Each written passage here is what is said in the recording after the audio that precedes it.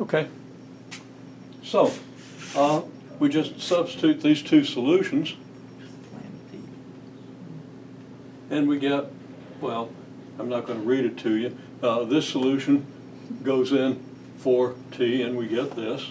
And this solution goes in, not for t, for lambda.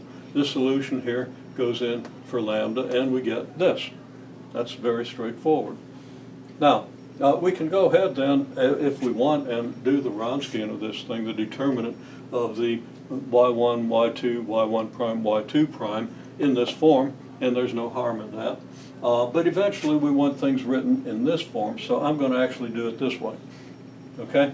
So first of all, to put it into the form involving sines and cosines, of course we use Euler's identity, which is e to the I theta equals cosine theta plus I sine theta. And this simply follows from the power series for the exponential and the power series for the sine and cosine. Okay, the Taylor expansion of each of those functions, and it comes out very, very easily, and everybody should be aware of that and be able to prove that at any time. It's very simple. But, you know, understanding why this is so is actually quite important. Okay, so anyhow, we just rewrite this expression as a times e to the negative 5/2 t times a times e to the square root of 3 over 2 I t, right? Using the laws of exponents, we do the same thing here, and the only difference is that we have a negative here that we don't have here. Well, then we apply Euler's identity. E to the square root of 3 over 2 I t is what? The cosine of the square root of 3 over 2t plus I sine square root of 3 over 2t. And here we get the same thing, except we have a negative sign here, and that's going to be really important. Okay? So those are our two linearly independent solutions. Now let's check the Wronskian of this thing. The determinant of y1, y2, y1 prime, y2 prime is what? Well, we already know that we're going to have a common factor a in both of these. So if we include the a, and as it turns out, you don't even have to include the a when you write these functions down. You just know you're going to get a linear combination of these functions. But I'm including the a because I want to emphasize that you do have an arbitrary constant here. So that's going to be a squared times determinant of what? Well, you got e to the negative 5/2 t.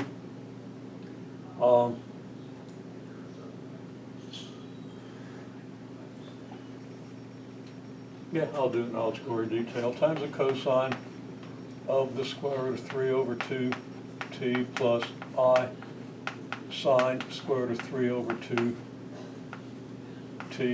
And I'm probably going to regret having decided to do this because the expressions are going to get pretty long here, and I probably won't have enough room to write them.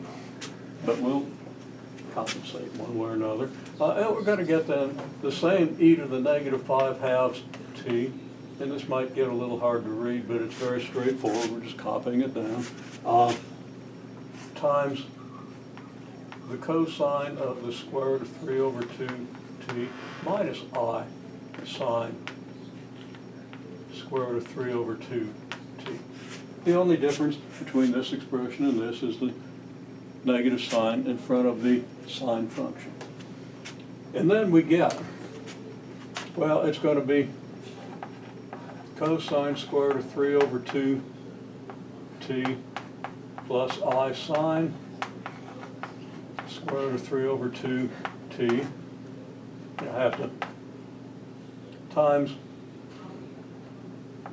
e to the negative 3/2 t times the cosine of the square root of 3 over 2t plus I sine square root of 3 over 2t. And over here we get exactly the same thing, so we're going to have a negative in front of the I sine, so we're going to get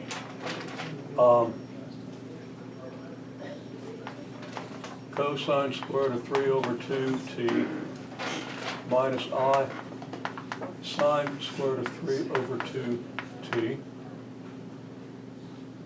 And that needs to be in parentheses, and this one needed to close the parentheses. And then that's times, I'll put a little